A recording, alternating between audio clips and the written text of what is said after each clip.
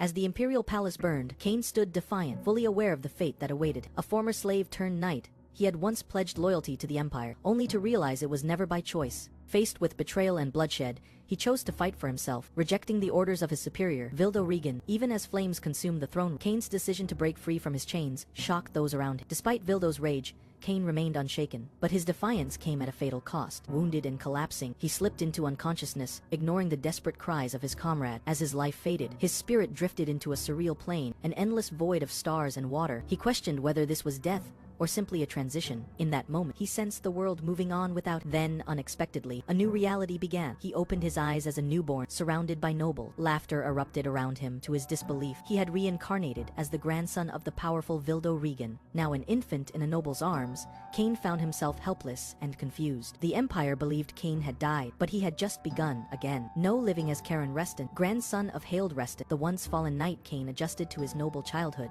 Despite his young appearance, his sharp mind unsettled the adults around. In a discussion with a scholar, KANE confidently challenged political theories and suggested reform, unnerving the man with his clarity and insight. Though playful at times, KANE's calculated reasoning hinted at his true self beneath the boyish smile. Gradually, KANE pieced together the new reality. His father, Hailed's youngest son, was a kind and apologetic man, far from the brutal world Kane once knew. Still unsure of their bond, KANE began observing him closely. A heartfelt moment during a magic lesson revealed the father's genuine care. When KANE addressed him as father, the man embraced him with tears, confirming the familial love KANE had never experienced in his past life. Later, KANE discovered an announcement about the upcoming awakening ceremony, a significant family tradition. Though the term was unfamiliar, he learned it marked a child's magical potential. Knowing he would face the expectations of nobility, KANE began preparing. Meanwhile, memories of combat and survival remained intact. As he trained alongside others, one truth became clear. This new life might be peaceful, but he would never let his guard down. As KANE trained with the other boys, the topic of magical aptitude surfaced. Despite his calm demeanor, KANE kept his knowledge hidden. While others wondered if he even had magic, he remained silent, remembering that his power had already awakened years ago in his previous life. With no desire to draw attention, he downplayed his abilities, even as his peers joked and sparred. Later that evening, alone in his room, KANE prepared for the official awakening ceremony. Though unnecessary for him, he participated to keep up appearances. As the ritual began, intense magical energy surged around him. Brilliant blue lightning filled the room, marking his successful awakening. His control and power far exceeded expectation. Determined, KANE vowed to support his father in the future and protect his family. Soon after, KANE boarded a train with his parents for the first time. Amazed by the technology, he admired his father's contributions, realizing how highly respected he was in both family and society. To KANE, they seemed like the perfect parent, a loving mother, and a devoted father. As they approached the capital, KANE recognized a familiar presence. From the train window, he spotted Vildo Reagan, his grandfather, and the man at the center of his new destiny. KANE stood alone in his room, a knowing smirk stretching across his face. His goal wasn't to follow in anyone's footsteps, but to shatter the expectations others had placed upon him. Remembering his past self, once loyal, disciplined, and ultimately betrayed, he swore to forge a new identity with burning conviction. KANE vowed to become the complete opposite of what his former self represented. If the world once called him a noble knight, then now he would play the fool, the disgrace, the uncontrollable. As the train rolled steadily toward the looming capital, KANE's energy surged. "Wait for me, Halo," he whispered. "Your precious youngest grandson has arrived." After arriving by train to the Duke's estate, KANE was welcomed with formality and curiosity. His presence was not overlooked. Many had already recognized his identity and whispered among themselves. The knights nearby evaluated him closely, noting that his attire suggested he had been prepared for this moment far in advance. Escorted to the mansion, KANE was shown a vast reception room, though it was only a temporary space. Its size and grandeur reflected the power of the family. As he explored the estate, he came upon a woman who quickly recognized his lineage. With sharp words, she warned him not to become like his father, and implied he had much to prove. Suddenly, tension broke when another boy confronted KANE, mocking his heritage and magical potential. KANE remained calm, but the moment his opponent used magic to provoke him, KANE's latent power activated in a shockwave of energy. It stunned those nearby. The boy who had doubted him was left speechless. As their magical auras clashed, KANE's strength clearly overpowered his opponent. He made it clear there would be no second mad dog in the household. Word of the skirmish reached the elders. While some were amused, others began to view KANE with newfound caution. The aftermath of KANE's magical display rippled through the estate. In a nearby room, several nobles speculated about his presence, only to be interrupted by a servant announcing an unexpected incident. Shocked, they rushed to the scene, where KANE was defending himself against a much older boy. The situation escalated quickly, as KANE was grabbed and threatened. KANE tried to introduce himself formally, but his gesture was met with violence.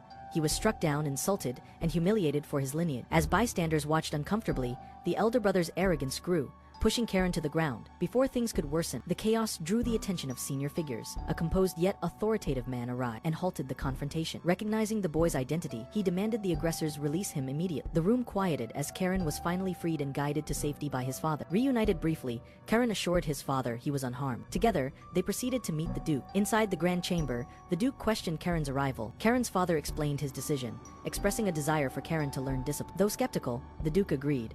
Karen would remain at the estate. Unspoken tension lingered as they prepared for what came next. In the Duke's chambers, tensions escalated as Rafa Fennel raised his voice, drawing sharp reprimand from the Duke himself. The Duke's authority was absolute, no tolerance for insolence. Even from his own son, apologized. Rafa Fennel withdrew, leaving the Duke to speak privately with Karen and his father. The Duke shifted attention to a more personal topic, Karen's past, specifically his time at the Magic Tower 3 years prior. The question caught the others by surprise. Karen hesitated, but admitted his involvement. The Duke pressed further, curious about the reason behind such a long stay and what Karen had truly gained from it. Karen explained that he had trained under a hidden identity, adopting a different name. His power had grown rapidly, but he had kept it secret. Suddenly, another noble interjected, casting doubt on Karen's intent. The room became tense again. Karen calmly addressed the accusation, revealing that his uncle had helped him enter the tower discreetly and that his magical rank was now far beyond expectations. As his words gained weight, the mood shifted. Those who had ridiculed him now remained silent. Later that night, the Duke, speaking privately, admitted to underestimating Karen. Watching the stars, he began to suspect the boy could shift the future of the estate. Beneath the moonlight, an unknown figure stood in a sacred forest circle. Magic awakening, mystery deepening, something ancient begins stirring. Under the eerie light of a fractured sky, a crowd gathered near the forest edge, all eyes fixed on the distant Duke's estate. Among them stood Karen, the young noble, surrounded by robed figures and watchful knights. Their objective was clear: to retrieve a forbidden weapon sealed beyond a dimensional rift, hidden within the mysterious Stone of Oath. The ceremony began under strict surveillance. The gathered cultists began chanting, their voices activating the ancient magic within the stone. Blue energy surged up, opening the rift, a swirling gate to an unknown world. Karen was chosen as the medium, the one who would retrieve the weapon meant to destroy everything. As the gate stabilized, Karen stepped forward without hesitation. Despite his youth, he showed no fear, masking his thoughts behind a confident gaze. He understood his purpose. He was to enter the rift, retrieve the weapon, and return. Yet within, he harbored doubts. Crossing the boundary, Karan vanished in a flash of light. The forest fell silent. Inside the rift, he landed in a world burning with orange skies and scorched earth. Disoriented but determined, Karan began to explore, aware that his mission might change not just his world, but himself. Karan emerged in a world drowned in flames and ruin. The skies bled crimson, and the ground was littered with the dead. Before him stood a grand fortress, its gates shattered. He moved cautiously, stepping over the life, trying to make sense of the carnage. A survivor warned this place was no illusion. It was a battlefield of ancient consequence. Within the fortress, Karen encountered a mysterious figure. Though human in form, its aura betrayed something darker, demonic. The figure acknowledged Karen's bloodline, hinting at a forgotten legacy tied to this realm. Driven by curiosity and duty, Karen pressed on, drawn toward a sealed chamber pulsing with infernal energy. As the doors opened, a weapon awaited him, an enormous cursed sword sealed in flame. The demon urged him to claim it. Karen, hesitant, was told the sword would amplify his destruction, a role he was born for. He reached out, unsure of what part of himself he would awake, but before he could decide, a shift occurred. His body was pulled into a pool of radiant energy, azure clarity. He felt his mind sharpen as something within him unlocked. In that moment, Karen realized this mission wasn't just about destruction, it was about transformation. Within the azure clarity, Karen faced overwhelming power. The cursed sword pulsed in front of him, but the violent energy resisted his presence. The force threatened to tear him apart, testing whether he was worthy. Gripping tightly, Karen endured the pain as the sword responded to his bloodline. When he emerged, his body surged with magic. He now wielded the blade forged for destruction, its power born from a demonic legacy, its purpose tied to annihilation. But Karen didn't recoil. Instead, he smiled with eerie clarity, recognizing that the sword didn't control him. He could choose how to use it. As he stood alone, his resolve deepened. He acknowledged his identity, both past and present. The weapon was merely a tool. What mattered now was the decision he would make. Then, without hesitation, he struck, channeling his energy and will into one final move. Meanwhile, back at the ritual site, panic erupted. The Stone of Oath glowed violently before shattering. Karen returned in a blinding light, sword in hand, alive and changed. The observers stared in disbelief. The boy who was sent to retrieve a weapon had instead become one. With a smirk, Karen asked, "Where did the Stone of Oath go?" He returned, but not as expected. They all shocked. Karen stood amidst the shattered ground where the ancient Stone of Oath had just awakened. A circle of nobles surrounded him, watching in disbelief. As the glowing weapon emerged, crackling with energy, Halo, the Duke and Karen's grandfather, realized that the sacred relic had responded to Karen's touch. Long thought dormant. The sword was the key to a forgotten covenant, one sealed by their ancestors with the blue dragon to stop the the demons beyond the world's edge. Memories of the failed promise resurfaced. The stone had waited centuries for someone worthy. Now it had chosen Karen. As the crowd murmured, Halo Reston stepped forward, boldly claiming his lineage should wield the sword. But the relic remained silent to his touch. Karen, calm yet firm, rejected his father's plea to surrender the sword. Halo watched carefully. The boy's spirit wasn't driven by pride, but purpose. In the end, Halo declared the ceremony over, subtly acknowledging Karen's worth. As nobles departed, Reston protested, but his objections fell flat. Karen had walked a path none had dared. Though young, he had inherited the legacy,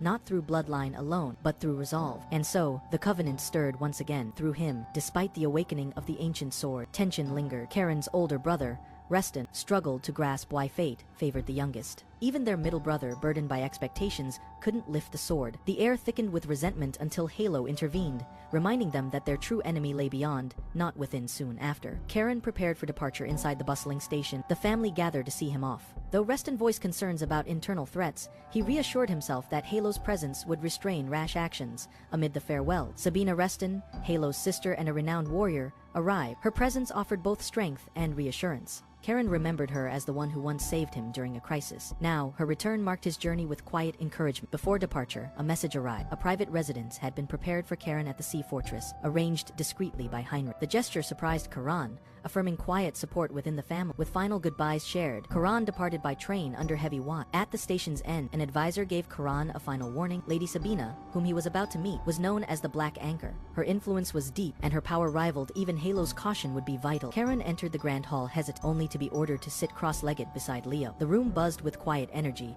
as Lady Sabina led the session with a strict but composed presence. While others focused, Karen stood out, new, uncertain, and the subject of curious whispers. Sabina mentioned hearing about his interest in history, noting how he preferred reading it from books, rather than learning through physical experience. Curious about his standing, Karen asked what his grandfather had said of him. Sabina responded seriously. The Duke believed Karen had the potential to be more than just an observer. He could be the lighthouse that guides a new generation. Though Karen had only shown a glimpse of strength, his energy hinted at something deeper. Sabina demonstrated the power she spoke of, her aura crackling with energy. She explained that controlling such force required both mental focus and physical mastery. The sea, a metaphor for untamed energy, awaited those strong enough to channel it. Inspired and challenged, Karen took the stand. His aura began to stir, unstable, yet promising. Lady Sabina acknowledged the roughness of his power, but saw the waves forming from that moment. Karen began his journey, not as a reader of history, but as one who would shape it. Karen's energy surged beyond expectations, sparking surprise from Lady Sabina. His aura flared uncontrollably, far surpassing the average level of cadets at his age. Sabina observed quietly, noting that while Leo had reached his level through steady training, Karen's raw power emerged instinctively, an untamed force awakening on its own. Despite the visible strain, Karen resisted collapse, enduring pain that made his body feel as if it were tearing apart. As his body trembled, Sabina stepped closer, monitoring. She noticed how he managed to maintain composure despite the overwhelming energy flow. Suddenly, Leo collapsed beside him, his body unable to keep up. Sabina rushed to Leo's side, expressing regret for pushing them too far. Though Karen remained upright, she was reminded that they were still children, strong, but not invincible. Later, Sabina's thoughts turned inward. Karen's talents clearly eclipsed Leo's. She quietly questioned whether this child would even need a guide. Like a lighthouse. Addressing Karen, she assigned him 3 years of rigorous training. Without hesitation, Karen accepted. Outside, the training shifted to combat drills. A new instructor, Sir Zeres, was introduced. As he greeted the princes, Karen's sharp gaze assessed him immediately, his instincts already preparing for the next test. Karen observed Leo's lack of deception with sharp clarity, while others underestimated. Karen viewed them as stepping stones. Inside, his ambition burned. He envisioned them all bowing to him eventually. Though outwardly calm, his internal resolve solidified. The instructor noticed something different in Karen, an intensity few cadets had ever shown. 3 years had passed since Karen was entrusted to Sir Serian for training. During a meeting at the estate, Halo Reston praised the quality of liquor made by his brother, while Sabina reminded him that his role as a mentor was more important than drinking. They reflected on the progress of Karen, Halo's grandson, since the beginning of his training. Lady Sabina and Zeres both gave their honest assessment. Karen, they agreed, was no ordinary child. His physical ability, mindset, and unwavering discipline in training exceeded expectations. Zeres claimed even the term genius was insufficient, calling the boy a monster in terms of potential. Halo was skeptical, but Sabina pointed out that Karen might reach a level that could influence the Empire's future. She urged Halo to consider what Karen's future would mean for the family and the Empire itself. The question of when to inform Karen about his potential and path forward lingered. Meanwhile, Karen wrote a formal letter to his father, updating him on estate matters and respectfully asking for more money. Despite the simplicity of the request, the adults couldn't ignore how far the boy had come. Maturity, discipline, and intelligence now shaped his every move. Halo Reston discussed Karen's rapid progress with his subordinate. Though Karen had been warned not to stand out, his natural brilliance made it impossible to hide. Halo voiced concern about the changing dynamics at Azure Sea Fortress, particularly with the growing attention around Karen's performance. It was becoming harder to prevent his name from spreading beyond the fortress. The two men speculated that Karen may soon be assigned a mission by the Blue Wolves. Halo worried that Karen's rise might create tension with older knights. His subordinate reassured him, noting that Lady Syrian held great affection for Karen and had even grown close to him through consistent support and guidance. Despite Halo's light-hearted remarks, deeper concerns lingered. Karen's influence within the fortress had grown strong, enough to earn him a nickname among the knights, the young mad dog of Azure Sea Fortress. Even Halo acknowledged this. Meanwhile, Karen was training with fellow knights. His raw strength, precision, and harsh feedback during sparring showcased his dedication. Though still young, he dominated his peers, pushing them harder than any instructor. Whispers spread that Karen may soon be deployed. Some knights even feared being sent on the same mission, aware of how intense and overwhelming Karen's presence had become. After completing his sword training, Karen privately reported to Lord Pale he had intercepted a suspicious transaction involving a narcotic substance disguised as medicine. Concerned by its origin, Karen requested an investigation into the drug's spread and its connection to foreign agents. Meanwhile, a mysterious man arrived by train at night, stepping into an unfamiliar station. As he looked around, he realized he had reached Azure Sea Fortress, the very place Karen was rapidly rising in power and recognition. Under the cover of night, a mysterious blue comet streaked across the sky, illuminating the quiet town below. Guards patrolled the streets with torches in hand, unaware of a young figure observing from the shadow. It was Karen, the young duke, who moved silent, avoiding detection as he navigated the stone alleyway. Despite his noble status, Karen chose to approach matters discreet, gathering information with his own eyes. Upon reaching the central plaza, he encountered patrol members who were initially confused by his presence. Once recognized, he introduced himself formally, revealing his identity as Karen Reston. Suspicious of his intention, the guards hesitated but ultimately agreed to hear him out. Karen proceeded to a nearby building,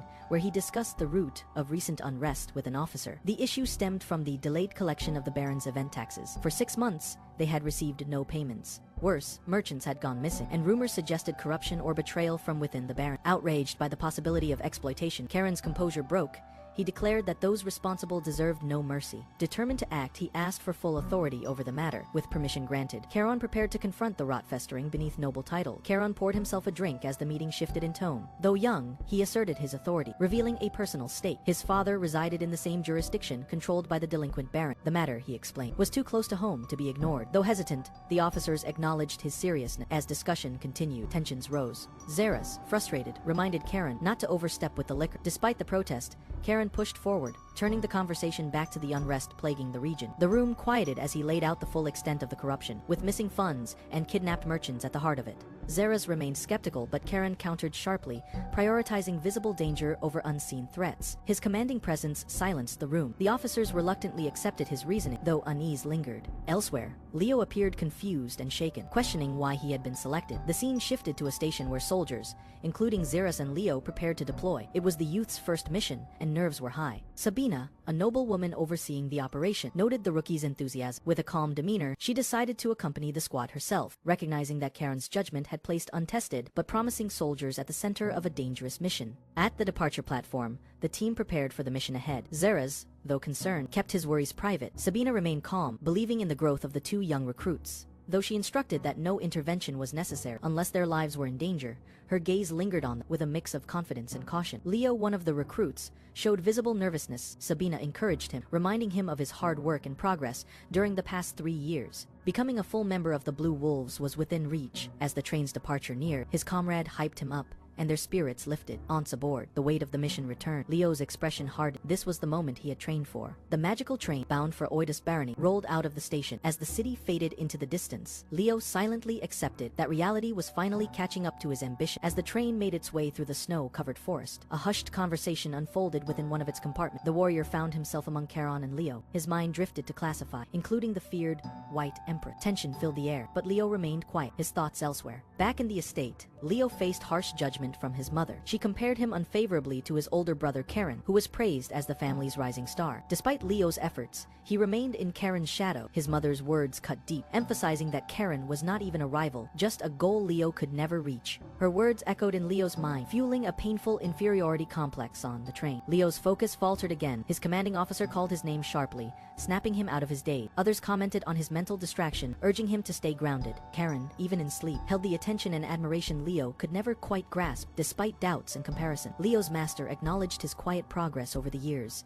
and reminded him he had value beyond rival. As they approached their destination, Leo quietly recommitted himself to proving his worth, not as Karen's rival, but in his own way. As the train neared its destination, chaos suddenly erupted. An unexpected threat forced Lady Sabina into action, launching herself out of the train with precise aggression. Her sudden move startled the guards and passengers alike. Confusion spread among the crew as they tried to determine the cause, but it was clear that something serious had been triggered. Soon after arrival, the team met with a local elder, once a servant of the Duke's estate. Though old and frail, he recalled the young visitors from their childhood. Leo and Karan listened as the man praised their progress. To help the guests feel at ease, the Baron offered a more relaxed atmosphere by asking them to drop formality, which the young knights accepted respect. Karan confidently reassured the elder of their capability. Leo, though quieter, agreed to see their mission through. After bidding farewell to the locals, the group set off into the snowy forest with a guide. As they walked, Karen's sharp observations impressed the others. He correctly identified a man as a covert operative, simply based on subtle behavior. Leo was surprised, both by Karen's deduction and the realization of how far his brother's instincts had developed, fueling his drive to catch up once more. The team progressed cautiously through the snow-covered forest, acting as bait to lure out hostile forces. Karen explained the plan's logic. Exposing themselves would draw the enemy into a vulnerable position. Leo listened, uneasy but aware of the necessity. Just as predicted, their movement caught attention. A group appeared ahead, and though they masked their intent behind politeness, the ambush was clear. Tension escalated quick. Karen, sensing danger, reacted instantly. His eyes sharpened, mana flared, and his stance shifted into combat readiness. With unwavering resolve, he prepared to strike down the enemies who dared challenge the White Empress's knight. At the Bellius barony, a small household was shaken by the sound of a harsh cough. The aging father, weakened by illness, tried to assure his worried son that he was fine. As he accepted a cup of water, concern still lingered in the young man's eyes. Their thoughts soon shifted to the two young dukes sent out on a mission, and whether they would be able to handle what awaited. Meanwhile, the dukes had already entered dangerous terrain. One of them, Karen, advanced swiftly through the frozen battlefield, slicing through enemies with brutal precision. Their objective was not only to survive, but to secure victory in enemy territory. Karen's ferocity shocked both allies and enemies alike. Bodies fell rapidly around him, and even his own men watched in awe and fear, quietly labeling him a monster. Their enemies,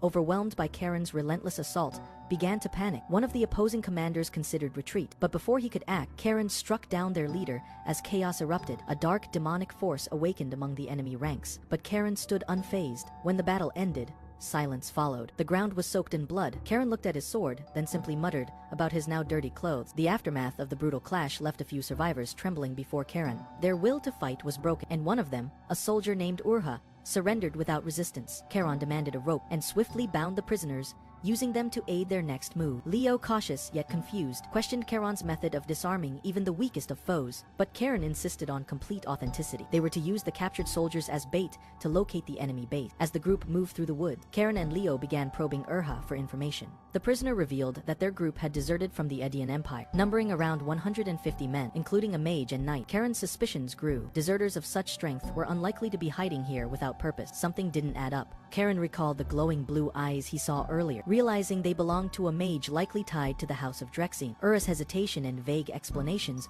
only deepened Karen's doubts. Eventually, they approached a fortified compound. As they arrived, guards questioned the odd sight of 2 armed prisoners and 1 escort. The truth behind the deserters' motives was just ahead, and Karen was ready to uncover it. Upon entering the compound, Karen and Leo were met with tension and suspicion. The guards questioned their presence, unsure whether the newcomers were hostages or impostors. Despite the confusion, they were allowed entry as they passed through. An unsettling aura grew heavier. One soldier sensed it too, an unnatural energy pulsing nearby. Karen's sword, Glaciante, reacted subtly. Moments later, they stumbled upon the source, a glowing red ritual circle. The energy was unmistakable. Karen recognized it instantly, a scorch mark from forbidden arts. His expression hardened as realization set in. This wasn't a deserter hideout or a rogue camp. This was a site of active black magic, and whatever was being summoned wasn't meant to be seen by ordinary men. A dark summoning circle surged with energy, blood red and crackling with dark magic. Karen and Leo cautiously approached, unaware of the horrors it concealed. Suddenly, a grotesque creature emerged from within, striking down a nearby knight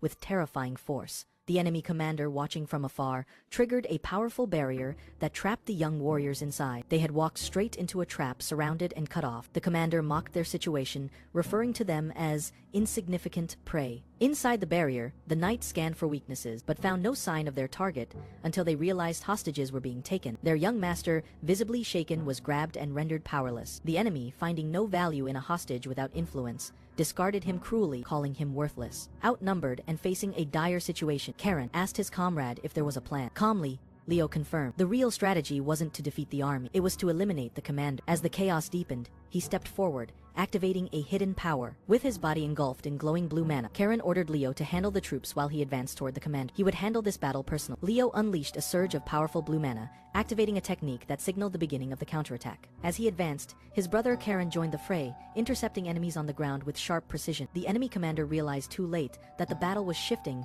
despite the defenders being outnumbered. Leo's command over mana turned the tide. With one sweeping strike of his hair-rang sword style, he created a powerful shockwave that knocked back multiple foes. Leo then closed in on the commander, who tried to resist but was overwhelmed. After subduing him, Leo interrogated the man, learning that the attack was part of a larger an unauthorized raid linked to his father's domain. The enemy mocked Leo, assuming his status would prevent retaliation, but Leo made it clear he had no intention of showing mercy. Meanwhile, Karen and the others fought fiercely to eliminate the remaining enemy. The plan had worked. The commander had been captured, the barrier dispelled, and the opposing forces scattered. Despite being mocked for his noble bloodline, Leo's actions proved decisive. As the battlefield calmed, Leo declared the situation under control. Thanks to his swift decision, they had successfully seized the enemy's leader. As the dust settled, Lady Sabina arrived, observing the aftermath with sharp eye. She scolded Karen and Leo for using restricted techniques, criticizing the use of powerful mana recklessly during a mission. Despite her harsh tone, it was clear she acknowledged their success in turning the tide. Sabina interrogated the fallen commander, warning him that his actions and cowardly tactics, especially taking hostages, would come at a price.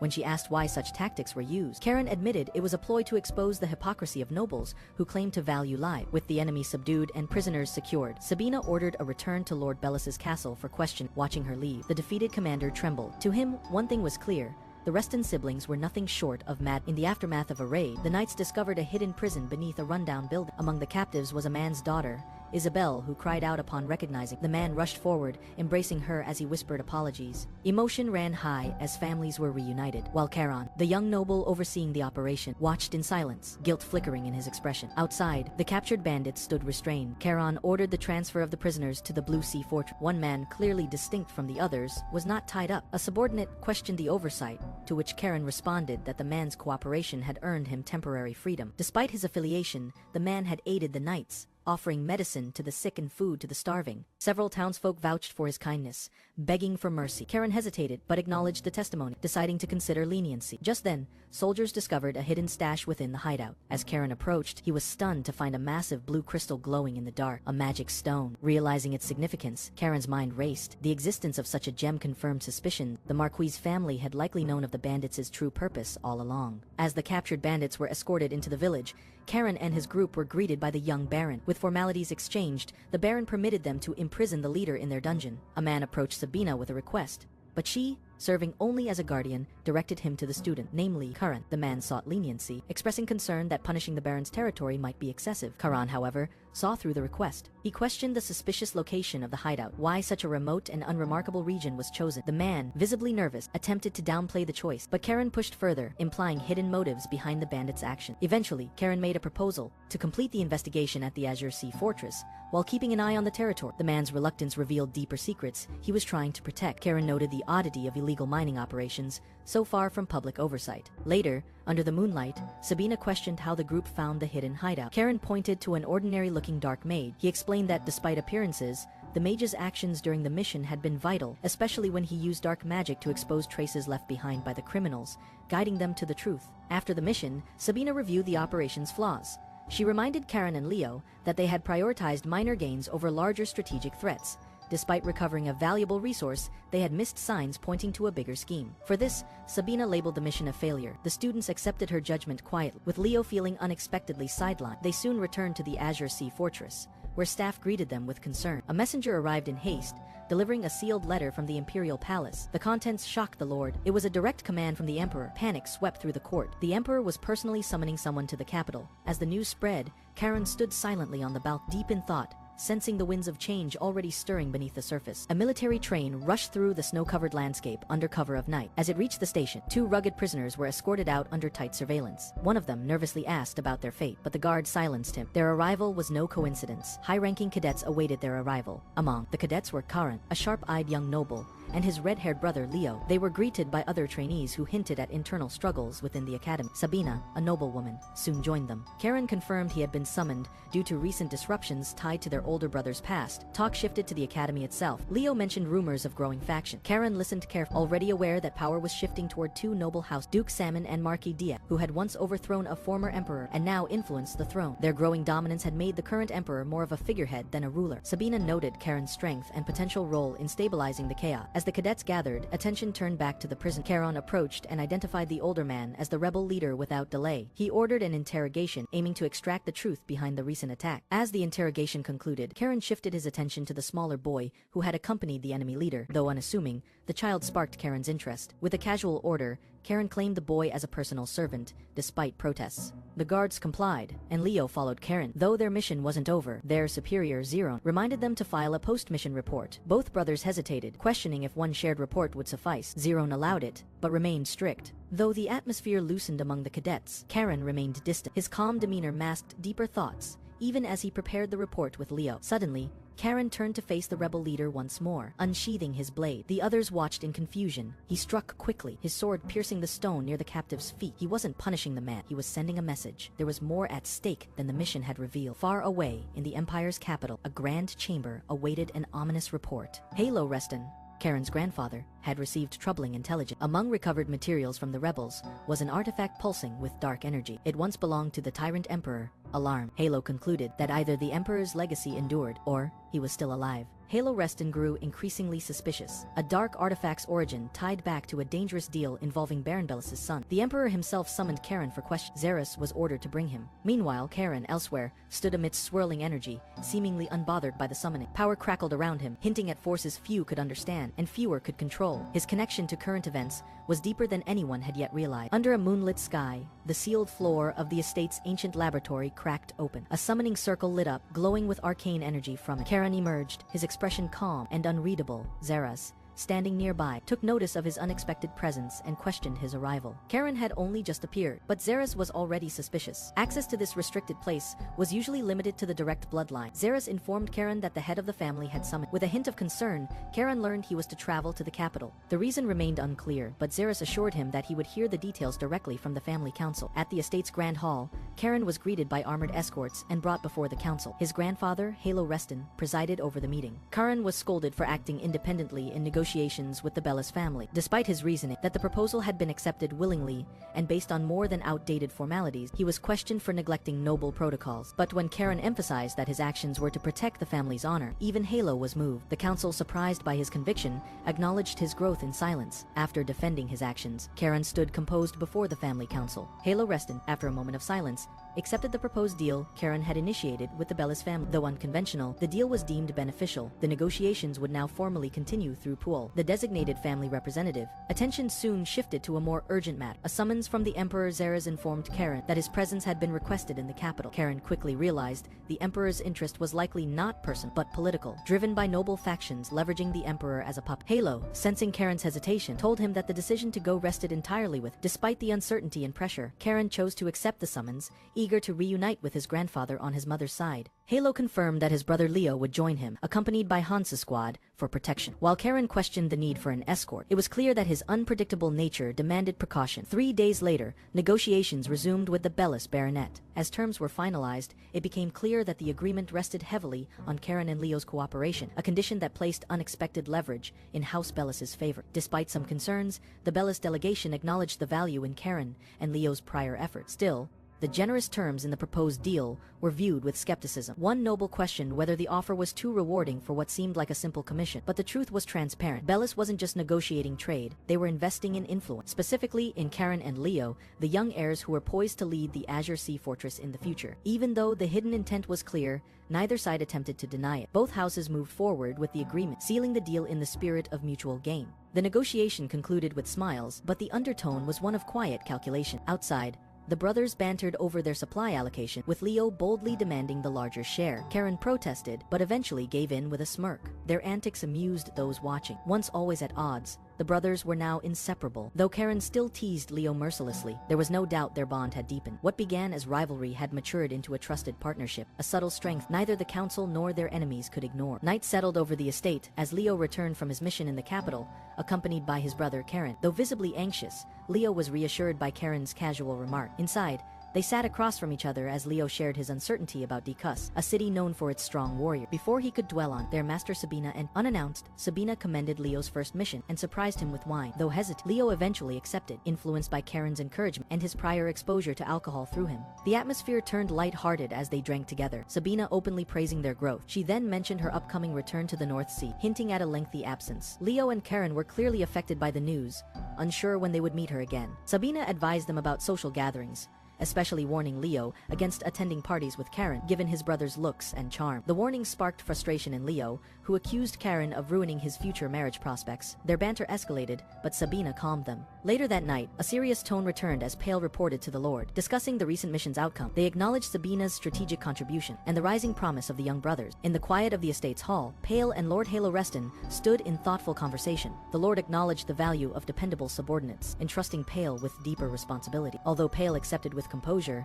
he sensed a larger reason behind his summoning, likely related to Karen's sudden trip to the capital. Halo broke the silence with weighty news. The king had issued a direct summons. This was unprecedented. Pale speculated whether Karen's involvement influenced the request. He noted the political tension surrounding the royal court, where regional powers vied for dominance. The Lord didn't refute the theory, but expressed concern for Karen's path, a life constantly beset by trial. Pale admitted he could have declined the request, but didn't. His reason was clear: to safeguard Karen's future. Understanding the peril ahead, he wished to be a shield for the young man who bore so much silence. Then, in a rare moment of warmth, Halo asked if Pale was worried. Though Pale was overcome with emotion, he couldn't form words. Halo stepped forward, placing a firm hand on his son's shoulder, and simply said, "I trust my son." The night passed. By morning, Sabina and Karen prepared to depart. From a distance, Halo watched silent, placing his faith in the journey ahead. As the sun rose, Karen prepared to depart for the capital. With a calm farewell, he promised to return, while Sabina reminded him she'd await his return with wine from the balcony. Leo silently watched, holding back emotion. As they rode off, Leo stood quiet, only to hear that his aunt had also left. Before he could respond,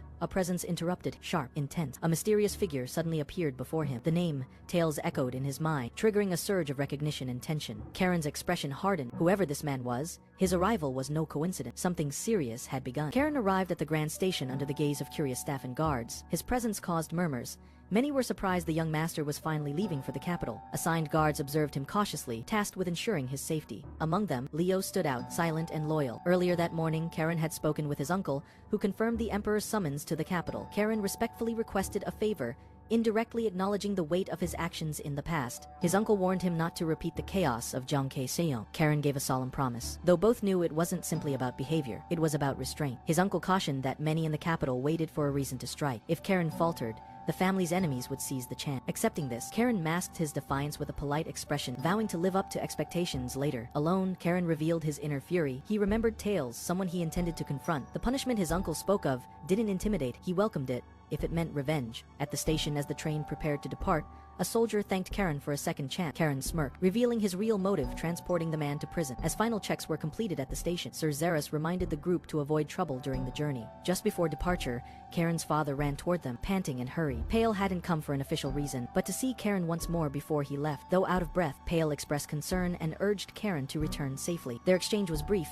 but heavy with unspoken emotion. Pale placed a hand on Karen's shoulder, asking him to stay safe. Karen, though composed, seemed quietly affected by the gesture. As the train departed, Karen and his party settled in. Back at the estate, Pale reflected on their departure, while a subordinate questioned why he allowed Karen to travel to the capital. Pale dismissed the concern, choosing not to interfere. Aboard the train, Karen grew restless. Curious about their route, he asked the guards how long the journey would take. They explained that they were passing through the tribe autonomous territory, a region rich with commerce, but politically sensitive. Discussion turned to the area's reputation and history. While most viewed it with caution, Karen and Leo became intrigued. The idea of visiting after their official duties sparked interest, until Karen suddenly noticed something unexpected. As the train sped forward, Karen sensed something amiss. His enchanted gauntlet began to glow, reacting to an unseen threat. The sudden activation signaled danger nearby. Alarmed, Karen concluded it wasn't reacting to someone inside the train. It was something outside. Realizing time was short, he ordered the guards to prepare for a potential attack. The guards quickly responded, alerting the rest of the squad. Karen questioned how enemies could strike a moving train, but the answer revealed itself quickly. Outside, a group of masked assailants readied an ambush. Barrels rigged with explosives had been placed directly on the tracks. As the attackers gave the signal, they lit the fuse and braced for impact. The train hurtled forward, unable to stop in time. The moment the wheels met the barrels, the explosives detonated in a massive blast. Flames and smoke erupted across the landscape, shaking the earth and scattering birds into the sky. In the autonomous region of Therese, the National Tax Bureau held tightly to its jurisdiction. A grand building stood tall in the center, symbolizing power and control. Inside, local officials gathered for what was supposed to be a routine meeting. However, the atmosphere quickly turned hostile as the mayor sat silent, observing the chaos. Heated arguments erupted among the council, each voice fueled by political tensions between commoners and nobles. The mayor remained passive until news arrived. A sudden emergency disrupted the session. He quietly stood, acknowledging the message, and chose to leave without resistance. The room fell silent as attention turned to a bigger concern, a train incident. At first, it seemed unrelated. Then came shocking confirmation. One of the Bureau's inspection trains had exploded just 5 minutes prior. Panic spread. The mayor hinted that important figures, possibly even high-ranking nobles, were on board. He concluded grimly, they were all as good as dead. Elsewhere, survivors emerged from the wreck. Among them was Karen, who quickly assessed the situation. With only 2 casualties in their car, he sought confirmation of their location. The damage was extensive, but their mission continued, right at the border of the Therese Autonomous Region. Trouble had only just begun. Hans informed the group that reinforcements from the Therese Autonomous Region had been contacted and would arrive soon. He instructed Karen and Leo to escape while his squad delayed the enemy. However, Karen rejected the order. Drawing his sword, he prepared for confrontation, suspecting attackers were already nearby. Hans, alarmed, asked for clarification. Karen confirmed the railway's destruction was an act of rebellion against the emperor, likening it to treason with Leo's brother injured. Retreating was no longer a viable option. Leo's resolve hardened. He confirmed he could fight, and the group braced for a clash. Masked enemies emerged, surrounding the wreckage. The first skirmish began as the attackers charged forward. Karen swiftly retaliated, forcing them back. Amid the chaos, more enemies revealed themselves, and a wave of trained assassins closed in. Fortunately, a second squad of soldiers arrived and formed a protective formation around Karen and Leo. The enemy group, made up of elite fighters, was identified as powerful, especially the one leading them, a rank 6 warrior radiating magical energy. As threats escalated, a mysterious voice called out Karen's name, demanding his surrender, but Karen refused. Smiling defiantly, he challenged the enemy head-on, igniting the battlefield into open war. As the masked leader advanced, Karen prepared to face him, but Hans intervened. He stepped forward, warning of the enemy's danger and urging Karen to fall back. Ignoring the threat, Hans raised his sword against the powerful foe. The battle between the Knight of the Sea Lang and the enemy leader began. Hans charged into battle, striking with force against the masked enemy. His blade clashed violently, but the opponent deflected the attack with precision. Hans immediately sensed something unusual in the enemy's movement. Familiar yet far more advanced, recognition hit him. This wasn't an ordinary assassin. It was Xian Hakimi, a face-star knight of the Pabar Sultan. Confusion filled Hans' mind. A warrior of Xian's caliber should not be here, let alone targeting Karen. Still, the battle had no time for answers around them. The battlefield descended into chaos. Soldiers engaged in fierce combat, while Karen and Leo fought back against overwhelming odds. Despite the confusion, Hans stayed focused. Xian attacked relentlessly, forcing Hans to defend. Xian taunted him mid-combat, noting that the defense formation had already collapsed. Hans retaliated with determination, but was driven back. The situation worsened. Xian declared further resistance meaningless and demanded surrender. Though wounded, Hans stood his ground, but Xian's calm demeanor vanished. Realizing the situation was shifting, he prepared a powerful technique, one that consumed his own life force. Flames erupted violently around him, intensifying his aura. Hans recognized the danger. The surge of unstable energy meant one thing: Xian was experiencing a severe mana backlash. Hans stood frozen as Shin Hakimi's flame raged with increasing instability. Realizing he couldn't withstand another strike, Hans activated his own mana to survive. The power-up was dangerous, but necessary. Energy surged around him, colliding violently with Xian's fire. In the chaos, Karan intervened, pushing himself into the fray. His eyes glowed with magical power, surprising both friend and foe. Xian, caught off guard, redirected his focus. Karan didn't hesitate. With precision and speed, he cut through multiple attackers. The battlefield shifted in their favor as Karen declared his name, fighting back fiercely. But as the clash settled briefly, an ominous change occurred. Karen noticed his sword, guillotine, trembling unnaturally. The fluctuation signaled danger. Xian was preparing something drastic. Moments later, dark mana swirled around the enemy, and the air grew heavier. Hans sensed it too. He shouted to the squad, ordering immediate protection of Leo. Confused but alert, Leo looked on as chaos erupted again. Xian launched a final violent attack. Hans made a split-second decision, leaping between Xian and Karen. The impact was immediate. Mana blades tore through him, and his body fell to the ground, bloodied but shielding Karen from the lethal strike. As the battlefield settled momentarily, Leo held Hans, pleading for him to survive. In the distance, Karen faced the aftermath of Xian's explosive attack. A strange voice echoed, unmistakably from his own sword. Lightning surged in his vision, and the voice scolded his recklessness. Karen was stunned. The sword was not only alive, it could speak. Hans regained consciousness, and with Karen's firm encouragement, he rose. Still weak, Karen chastised him but revealed a hint of gratitude beneath his sharp words. Though wounded, Karen's strength remained unshaken, and the bond with his sword deepened. To their surprise,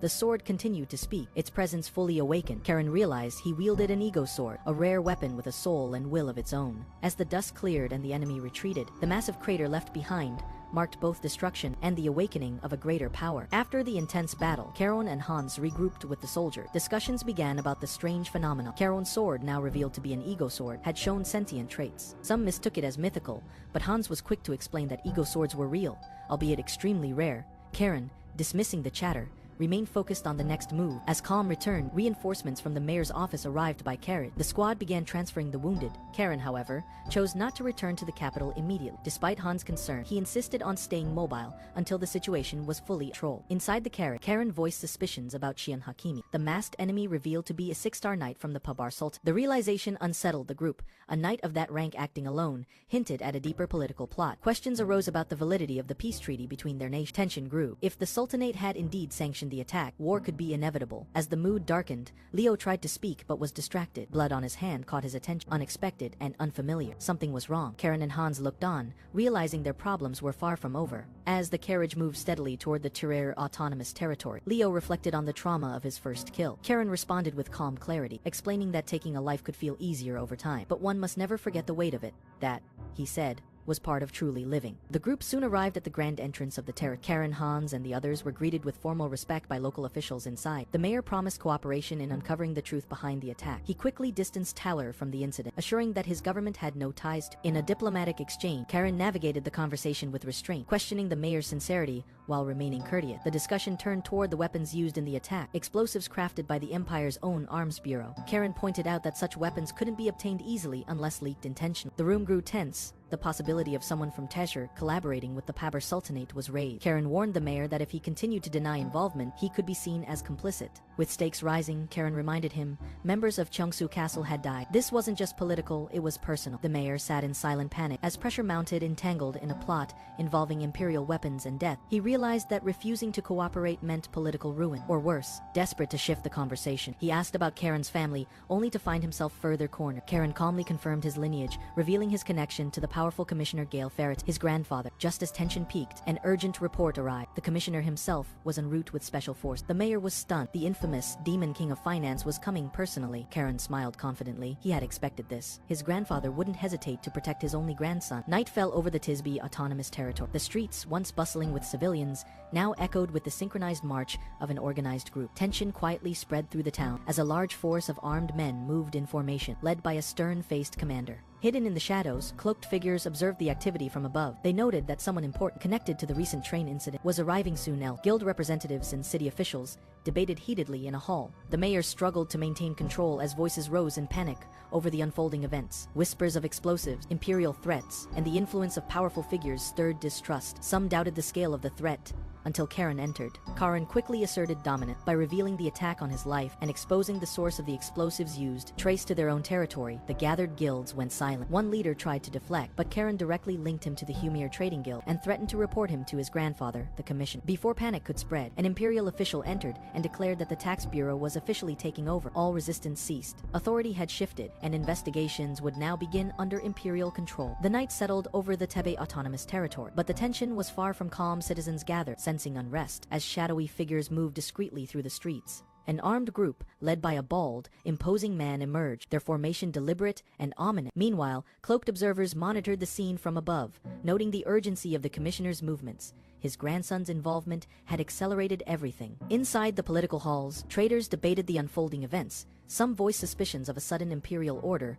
while others feared they were losing control of the situation. Their concerns escalated when the young noble Karen entered with full authority, revealing not only the desecration of the emperor's seal, but also an attack on noble bloodlines. His accusations were backed by evidence linking the trade guilds to the perpetrators. The council's shock turned to dread when Karen mentioned he would report everything directly to his grandfather, the fearsome commission. Their protests were too late. Outside, the commissioner arrived, declaring that from that moment on, the territory was under tax bureau investigation. Karen, backed by imperial power, had flipped the power dynamic in one move. Behind his composed smile, however, a deeper scheme seemed to stir. Karen stood at the edge of the night, sharpening his sword in silence. The news of the family's evacuation reached him too late. Though his grandfather ordered him to stay put, Karen's mind was already racing with thoughts of retaliation. Shadowy figures ensured the family was safe, and the pursuit of the attackers was underway. As he prepared, Sir Zeres arrived to relay a message from the head of house. Karen received it without hesitation, a command to track down the culprits and demand blood for the dead. The law of Chungke Castle demanded justice. With determination burning in his eyes, Karen accepted the command. His expression turned cold and focused, a complete shift from earlier calm. Zeres observed silent, sensing the storm ahead. The night was far from over. Karen's oath was clear. He would make those responsible pay, and so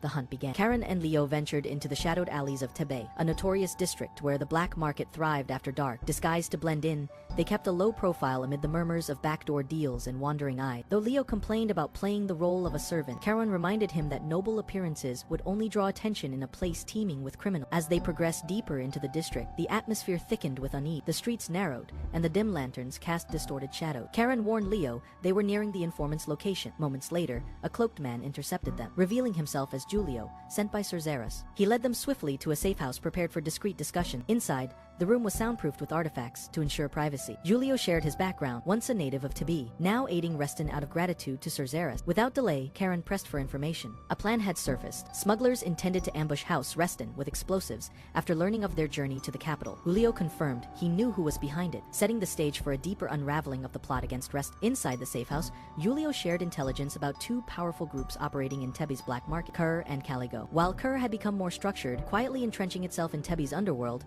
Caligo remained unpredictable. Comprised mostly of former slaves, Caligo acted ruthlessly, guided only by profit. What concerned Karen most was the report that some Caligo members had already left the city earlier that day, coinciding with the timing of an earlier ambush on their group. As suspicion deepened, Karen concluded that Caligo, being volatile and with little to lose, posed the greater threat with limited time to investigate both factions. The decision was clear: they would infiltrate Caligo's black market. Julio, already familiar with its pathway, offered to lead the way. Meanwhile, far from the dark streets of Tebet, two older men discussed Karen's action. One expressed concern about the young noble venturing into such dangerous territory at only 13. However, the other revealed that Karen had insisted on going alone, even requesting intervention to prevent others fearing. Despite his youth, they agreed Karen had proven his capability. But tension rose as news arrived. Sir Mason, a formidable knight known as the Unyielding Shield, was also in Tebet. His presence hinted at deeper political stake. Karen, Leo, and Julio arrived at the hidden entrance to Caligo's black market. The narrow access point could be sealed from within, a brutal security measure inside. Masked guards watched them closely. As they descended the dim stairs,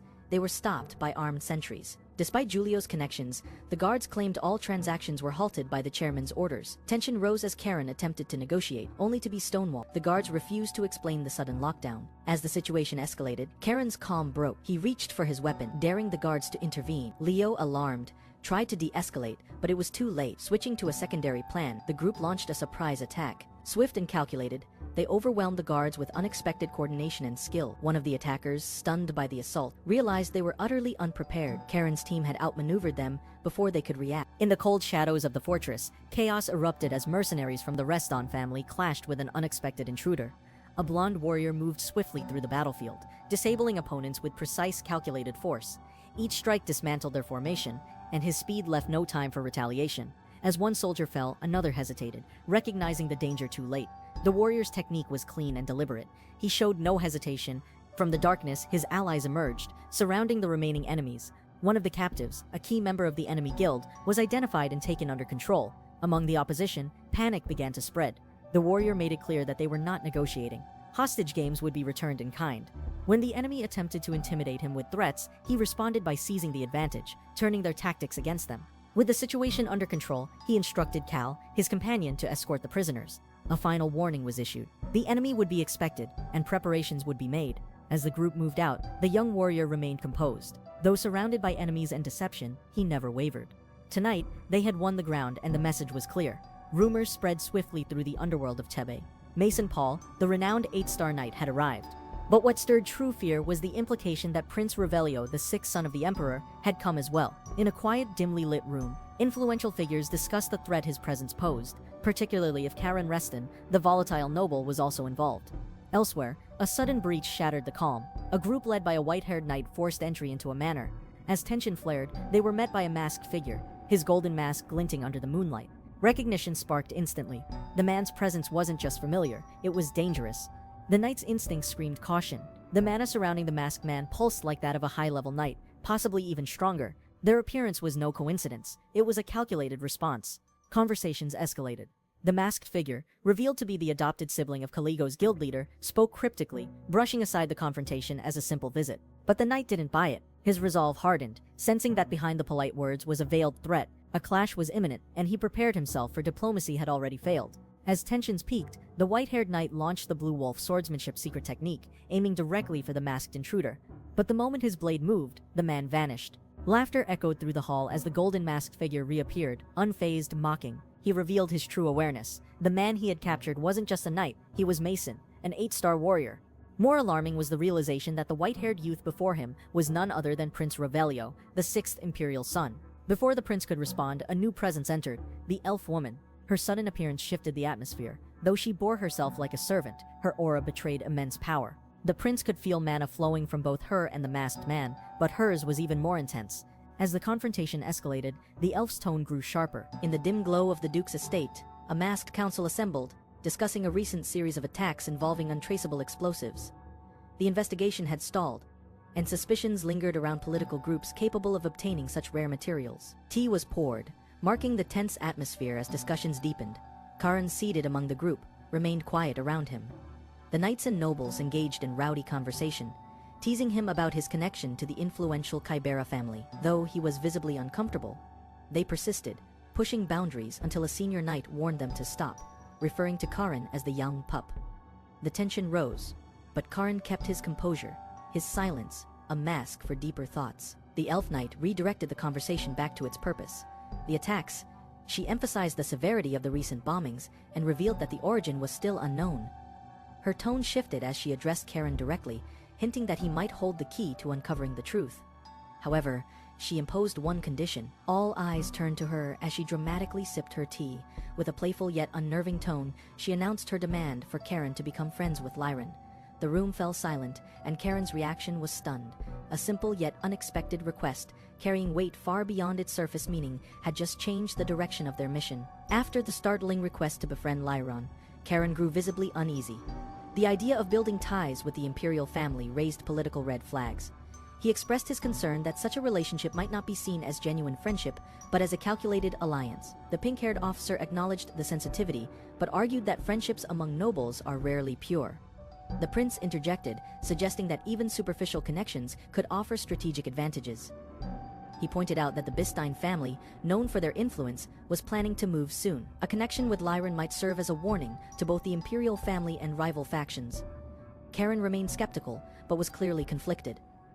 The prince insisted that his only wish was to ensure Karen could live a peaceful life away from danger. Though his overenthusiastic words made Karen question his sanity, the elf knight then steered the discussion back to the immediate threat. She pointed out that while the imperial guards weren't directly linked to the bombing, their erratic behavior was suspicious. She hinted that Karen might be the only one capable of revealing the truth. Rising, she presented a magical crystal containing evidence about the attack and the guards' movements. Her final question hung in the air: would Karen accept the offer and step into the unfolding conflict? Karen stood in silence, watching the city shift from twilight into darkness. His expression hardened. He had made his decision. At a nearby street, a squad of armed agents prepared to move. Tensions were high. In a building above, the informant was startled by the approaching forces. Though frustrated by delays, he reassured his companion that everything was proceeding as planned. The Imperial Guards would soon eliminate all threats. Inside his office, the informant began discarding documents, preparing to flee. But a knock interrupted him. Something was wrong. A subordinate burst in panic. The building had been surrounded. The red-haired man rushed to the window, only to find knights rapidly closing in. Panic turned to horror as he realized who was leading them. Not just Imperial forces, but someone unexpected. Karen emerged, sword in hand, resolute. The informant, recognizing him as the noble from House Bistein, froze. Karen didn't offer mercy. He declared that the man's attempt to erase him had failed. The guards arrested the suspect on the spot. As Karen turned to leave, he reminded the man that, for someone desperate for a new life, he had clung too tightly to his past. He he handed over a bag of evidence, completing his task. This wasn't just a mission, it was a message. Faced with Karen's firm judgment, the informant broke down, consumed by disbelief and fear. He called desperately for his family, clinging to a name that no longer offered him protection. But Karen, unmoved, held his sword steady. He questioned the man's delusions, whether he truly believed that corrupt arms dealers still counted as kin. The man continued to cry out, insisting he had done it all for his family. Karen countered with cold resolve, reminding him that the crimes he committed had cost innocent lives, and no justification could erase that. The man had betrayed not just his bloodline, but any claim to humanity. A knight stepped forward, confirming the informant's arrest and instructing he be taken to the Imperial prison. Outside, as the suspect was escorted away, Karen watched silently. The operation had concluded, but the implications were just beginning. Back in the council chamber, the prince and the elf knight discussed rumors of the emperor's declining health. Speculations about unrest in the capital grew louder. The prince noted how internal strife within the Imperial Guard was worsening, a sign of coming instability. Despite the grim outlook, the elf knight smiled, noting how Karen had gained new favor through this mission. As the others joked about Karen's unexpected rise, they failed to notice Karen was already deep in thought, sensing the next storm ahead. As the conversation shifted to internal conflict, the prince reflected on a past battlefield stained with blood. He owed his life to a timely rescue by a superior. Without that intervention, he might have met the same fate as his comrades. The memory weighed heavily, grounding him in present loyalty. The elf knight acknowledged that trust had shaped her path too. She credited another knight for guiding her through dark times. Meanwhile, Karen, seated in silence, became the subject of speculation. A noble remarked that Karen might become pivotal in the future, especially if House Reston's power continued to grow. However, such power came with political danger. The spread of Karen's involvement in the incident could provoke a response from hostile noble families. When asked whether he could bear the consequences, Karen responded with clarity he was ready to act against injustice. As the older nobles debated the risks, Karen smiled with quiet determination. He wasn't doing this for fame or legacy. He was acting because no one else would. As dawn approached, one noble whispered a final thought. Karen wasn't just reacting, he was planning something, and whatever it was, it would shift the tides of power in the empire. News from young Master Karen arrived swiftly at the Duke's estate, reporting the aftermath of a recent attack and the findings of his investigation. Within the Grand Chamber, the Lord reviewed the message, noting that a member of the Tebi Council had been arrested. The council had also pledged cooperation to prevent further incidents. When Pale, a trusted aide, entered, the Lord informed him of these developments and asked for his opinion. Pale assessed the report and recognized the political implications. The exposure of a councilman's involvement in terrorism would weaken the council's long-held dominance. In turn, it would shift power toward the previously sidelined mayor of Tebe. Though the strategy was aggressive, it was executed with precision. Karen, though known for recklessness, had managed a significant political blow to a major power block. The Lord acknowledged Karen's success and emphasized how their house had now extended its influence into Tebe. Pale, however, hesitated, concerned about the burden placed on Karen, who was still only 13. The Lord dismissed the concern, reminding Pale of his own stated trust in his son. He urged Pale to continue believing in Karen's strength. With a firm tone, the Lord concluded that Karen's actions had served as a warning to corrupt powers, including the Imperial Guards. He then ordered preparations to begin. Reston would move again. As the sun set over Tebe, Mayor Grein addressed the city's citizens from the central balcony. With conviction, he condemned the corruption within the council, revealing that one member had attempted to assassinate the continent's greatest hero. The crowd erupted in outrage, their trust in the council shattered. Grein promised to restore the city to its people, vowing to act with integrity. Observing from a distance, Reston's allies praised Grein's rise. Once powerless, the mayor now stood as a symbol of public will. One elder noted that great politicians never waste opportunities, and Grein had proven himself more capable than anyone had assumed. However, the strategy behind the shift in power was not Grein's alone. Karen, the 13-year-old architect of the plan, stood silently among them. Despite his youth, he had orchestrated a political restructuring that even senior nobles acknowledged. Some now speculated he might one day stand in Reston's line of succession. As applause echoed through the square, Karen turned to his grandfather. His expression was conflicted. He questioned whether his involvement had forced the elder to compromise long-held values. But the old man reassured him. Some situations demanded principle bent for a greater cause.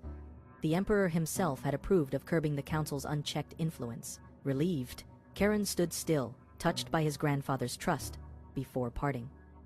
the elder gave Karen a final lesson when doing what's right. If principles stand in the way, one must be willing to break them. With that, he departed to settle unfinished matters.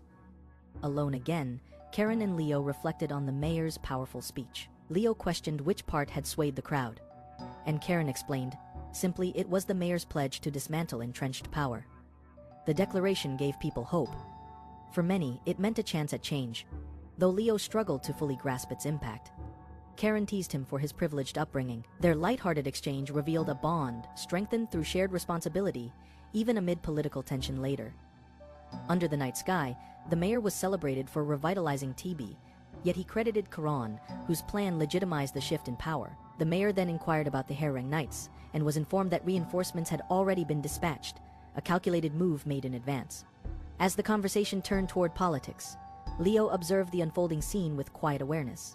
Karen acknowledged it as the reality of power. Before the mayor could leave, the boy surprised him with a gift, a small stash of funds earned from their joint investment. Grateful and touched, the mayor accepted it as their secret.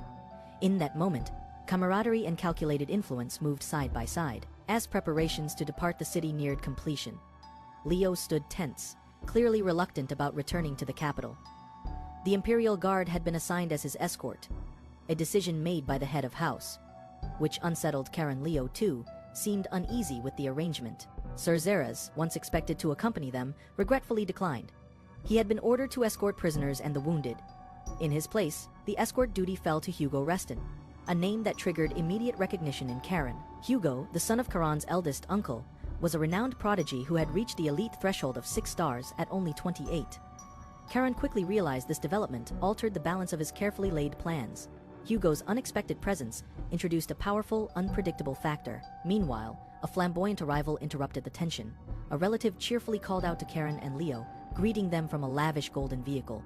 Despite the light moment, Leo voiced his desire to avoid the trip altogether, but Zeres dismissed the idea. Regardless of their concerns, the journey to the capital, and everything it would bring, was now inevitable. As dawn broke over the estate, the prince asked Karen about their upcoming trip to the capital. Karen, standing beside the transport, admitted he wasn't excited. Guards and attendants gathered nearby, the prince explaining the Imperial Guard's involvement, despite tensions with House Reston as suddenly someone arrived. A guard named Ryuk apologized for their late arrival, citing delays with a railway incident. The prince dismissed it, choosing instead to greet the Reston heirs with calm formality. Introductions followed. Ryuk respectfully offered to escort the young nobles to the capital. Karen and Leo remained silent. Karen recalled the guards' reluctance to pursue the attack on the Reston estate directly. Ryuk shifted focus, stating that railway destruction took priority due to its classification as treason. Karen listened closely while soldiers and nobles discussed the imperial stance and the investigation.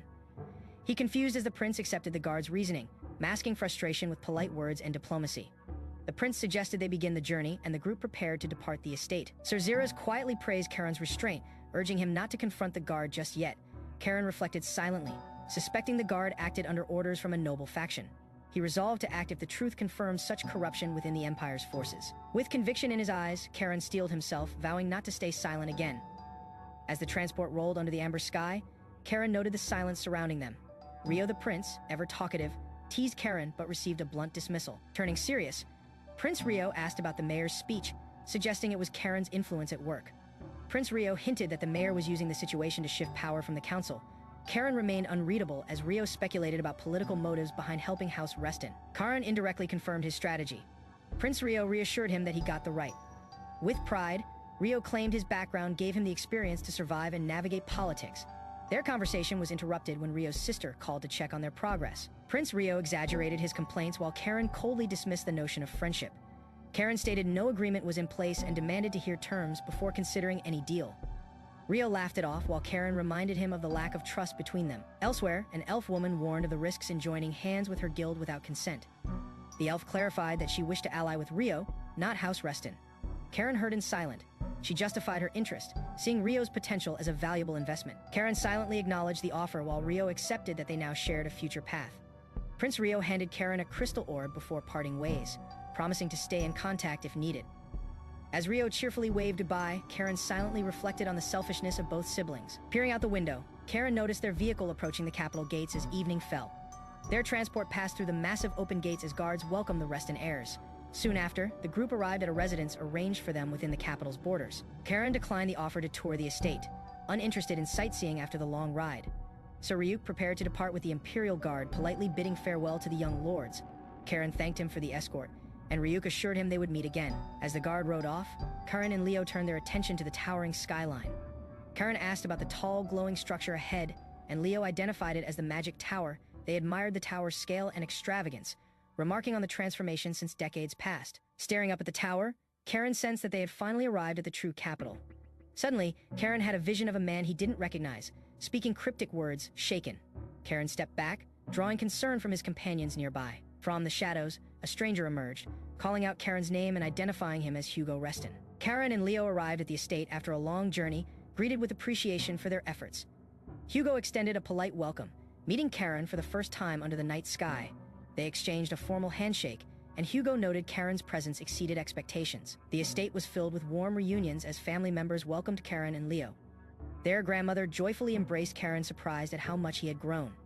Inside, the family discussed the late arrival and quickly moved to settle everyone comfortably. Vildo sensed Karen's mana pressing against him, forcing his own to react instinctively. In that silent confrontation, Vildo's mana clashed back, raw, stormy, and unrefined. Vildo analyzed it, recognizing it wasn't calm or measured, but wild and powerful. Later, Vildo was tasked with watching over the younger cousins during their time in the capital. His mind lingered on Karen, acknowledging the strange power and maturity. Vildo questioned Karen's nature as he stared at Karen. After the reunion with the family, Karen entered his room with towel. Karan sat on his bed, exhausted from the evening's events and the unexpected mana clash. He reflected on Hugo's abrupt challenge, recognizing something odd behind his composed face.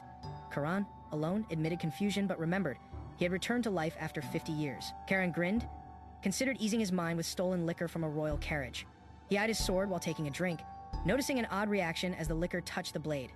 Curious, he leaned closer, sensing something unusual as the blade absorbed the drop. Startled by the sword's response, Karen addressed it directly, half in jest and half seriously, as he began drinking. The sword replied telepathically, revealing it could access Karen's thoughts and memories. Karen brushed off the oddity, acknowledging the sword's nature as something not quite normal. Karen recalled hearing that the sword was once his companion in a past life. The sword denied remembering anything, but expressed anger about being transformed. Driven by vengeance, the sword vowed to find the one responsible and enact brutal revenge. Karen suggested asking the blue dragon for answers, but the sword mocked his weakness. Frustrated, Karen declared he'd investigate the truth himself, determined to uncover his reincarnation's cause. Looking out the window, Karen felt a growing urgency to find the force behind his second life. The sword broke the tension by asking for more liquor, causing Karen to pause as night passed into day. Life in the capital began to stir with new activity. Karen stepped into the bustling streets, unaware that answers to his past might lie ahead. While walking through the city, Leo acted overly curious, drawing Karen's disapproval. Vildo scolded Leo, urging him to act properly in public as a noble. When Karen showed similar behavior, Vildo reminded him to respect Leo as well. Karen asked if he could speak freely with Leo when unobserved, diffusing the moment with humor. Vildo swiftly changed the topic, pointing out they were near their destination. Karen spotted a sign hanging above and focused his attention on the nearby shop. Karen requested a quick stop at a clothing store that caught his interest. Leo teased the store's style as outdated, but Karen confidently defended its classic appeal. The trio entered, Karen teasing Leo about his fashion sense. As they walked inside, Vildo stared at them. Inside the shop, the owner welcomed the group warmly, surprised by their youth and status. He hesitated, admitting he rarely catered to young nobles and wasn't confident in modern styles. Despite that, he offered his best effort and asked who would place the order. Before Karen could answer, he suddenly heard a familiar voice from the back room. Memories surfaced of a strict tailor scolding a careless assistant for mishandling fabric. Amused and slightly annoyed, the shopkeeper muttered that he'd fix it again. Like always, the shopkeeper sighed, disappointed that the day wouldn't be as peaceful as he had hoped. Realizing the customers were from the Archduke's family, he promised to give the work special care. He acknowledged the Reston family crest and recalled his past dealings with Sir Kane, a close friend of the Archduke. The shopkeeper spoke warmly about Sir Kane's kindness. Although he doubted the man ever knew his name, Karen reflected on being remembered, how powerful it felt to be acknowledged even without a name. Suddenly, Karen asked for the shopkeeper's name. The shopkeeper hesitated before he answers. With grin, he introduced himself as Luhan, with the youth of himself still lingered. Suddenly, Luhan's grandson rushed into the shop, bringing urgent news panically. She loudly declared that the grandsons of House Reston, Sir Kane's enemy, had arrived in the capital. Startled, Karen froze. Realizing the Reston family was seen as a threat, he muttered in disbelief. Halo was